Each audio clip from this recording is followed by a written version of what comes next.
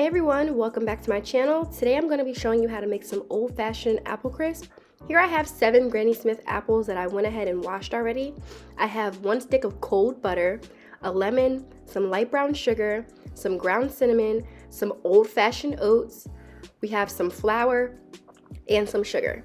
Alrighty, so first things first, I'm going to take my 9x13 baking dish and I'm going to put some softened butter that I already had laying out, and I'm just going to baste and grease my entire dish with this. This is going to help those apples to not stick to the bottom, so you really want to make sure you grease the sides and the bottom up really well. If you don't have any softened butter, you can always use cooking spray. I just prefer to use butter, but like I said, this is softened butter that I already had out. For the recipe, you are going to need cold butter, so let me just tell you that now, that this was completely different butter than what I'm going to be using in the crumble. You want to make sure that that is cold.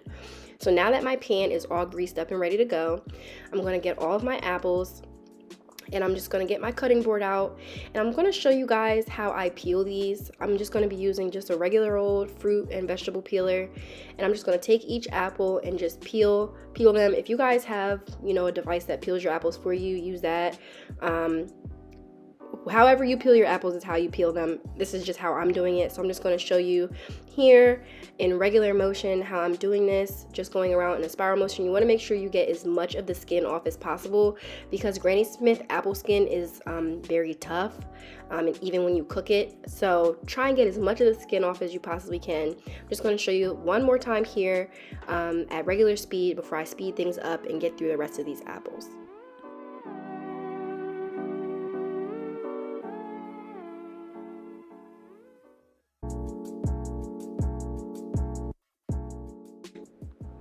Alrighty, so like you see me doing here, I just went around the entire apple, got all the skin, and then came back to the top to get most of that off of the top as well, and that is it. So now I'm just going to go ahead and speed things along, get through the rest of these apples so that we can move along in this recipe.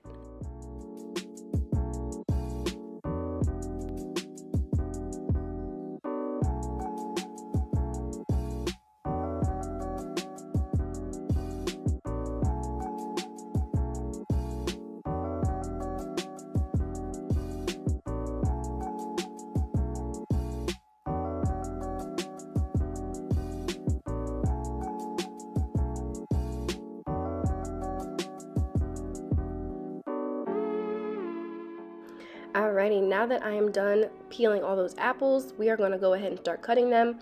I am going to be dicing these apples. If you guys prefer to slice them, that's fine. I like them better when they're diced up. So I'm just going to show you here with a couple of them how I dice that. You saw I just stood it up right side up, went around in a circular motion and cut off all of the flesh from the apple away from the core, and then I turn it down and then just slice it down the middle, and then turn it sideways and then slice it again to make a dice. Just be careful. Obviously you don't want to go too fast and cut your fingers or anything, but like I said, I'm just showing you here. Turn it and then dice down again, and then you make them into little cubes. That is how I like to do them. I think it comes out way better this way, and the apples cook faster if you dice them because they're not so large. So yeah, so here I am just doing that last one, and I'll be right back after I'm done.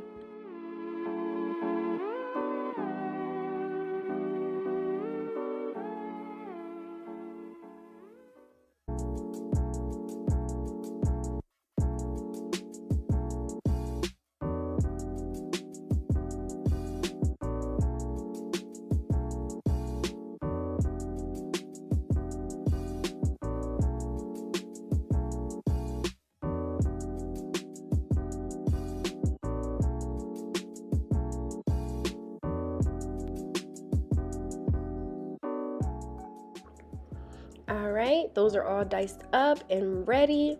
So the very next step, we're going to start seasoning up and preparing our apples.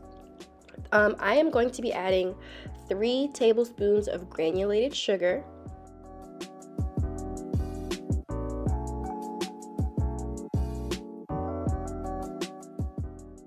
Here I'm just showing you my tablespoon measure, and like I said, I did that 3 times with the granulated sugar. Next, I'm going to be adding 1 whole teaspoon of some ground cinnamon, 1 whole teaspoon of ground cinnamon. And then next, I'm going to get my lemon and I'm going to squeeze the juice from the entire lemon into our apples. So you want to juice 1 entire lemon. Make sure you don't drop any seeds in there like I just did here. Make sure if you do, you grab them out because you don't want to bite into those later. But yeah, I'm just going to go ahead and juice my entire lemon. Here I'm just doing the second half, squeezing that in there. And this is going to add a nice fresh brightness and pop to our apple mixture. So now that we added all our ingredients, I'm going to grab a spoon and I'm just going to go ahead and toss these apples all around. Make sure that we toss it very, very well so that the sugar and the cinnamon and the lemon juice can get evenly incorporated with the apples, and all the apples are nice and evenly coated with all of our ingredients that we just added into there. So now that I feel like those are nice and coated, our apples are done and ready to be put into our baking dish. So now that those are done, I'm going to go ahead and grab my baking dish. And we are going to literally grab those apples and just dump them right on into that baking dish. Also, this part, I do like to just grab my spoon and kind of just evenly layer them. You don't want there to be like a big mountain of them on one side and then it's kind of shallow on the other. So here you just see me kind of thinning it out and making sure it's a nice even layer of those apples. And that is it. So that part is ready. And our next step is to go ahead and make our crumble. Look at that. They're not even done yet and they already look so pretty. All right, so we're going to set that aside and get this crumble started. So in a mixing bowl, we're going to add 1 cup of brown sugar. We're going to add 3/4 of a cup of our old-fashioned oats. You guys, that is very important. You want to make sure you are grabbing old-fashioned oats and not quick oats when you are at the grocery store. And then we're also going to add 3/4 of a cup of flour and 1 teaspoon of our ground cinnamon. Next, we're going to be adding 1/2 of a stick of cold diced butter.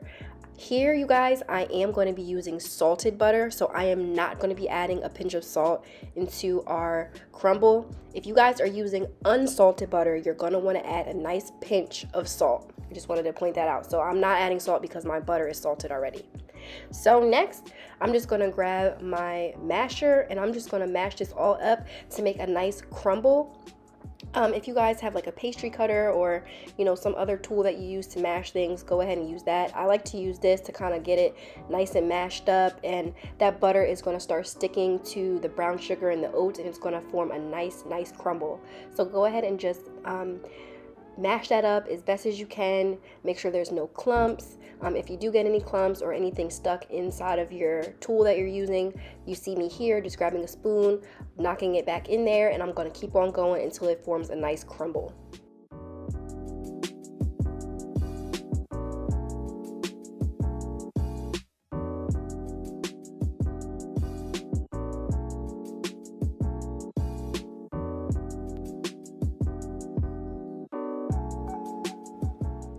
Alrighty, so you see how it's nice and crumbly looking and it all kind of looks blended together. This is exactly the consistency you want to see.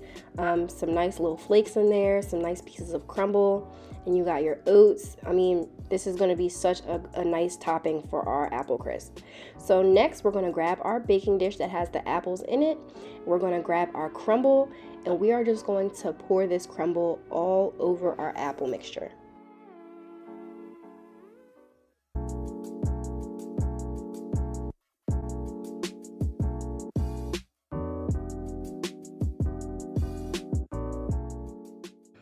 Alrighty, now that we poured our mixture all over our apples, I'm going to go ahead and grab a fork just to make this a little bit more even. You want to make sure most of the apples are covered as best as you can get it. So I'm just going to make sure it's nice and evenly distributed, a nice even layer on top, and we want to make sure that all those apples get nice and covered by that crumble. We are going to be baking this in the oven at 350 degrees for 50 to 55 minutes, you guys. So like I said, my oven is on 350. I've been preheating it during our process, And this is it. Our apple crisp is ready to go in that oven, and I'm gonna go ahead and put that in there now. And 50 to 55 minutes later, I'm gonna pull that out of the oven. Look how beautiful that looks, that golden brown crust on the top. It's nice and bubbly. I'm gonna let this rest on my countertop for about 10 to 15 minutes. You don't wanna dig into it right when it's done because you have to let it set just for a little bit. But after 10 to 15 minutes, you guys, this is what we get. This is our apple crisp, and I really hope you enjoyed this recipe. And if you did, as always, give me a thumbs up, and I will see you in the next video. Bye.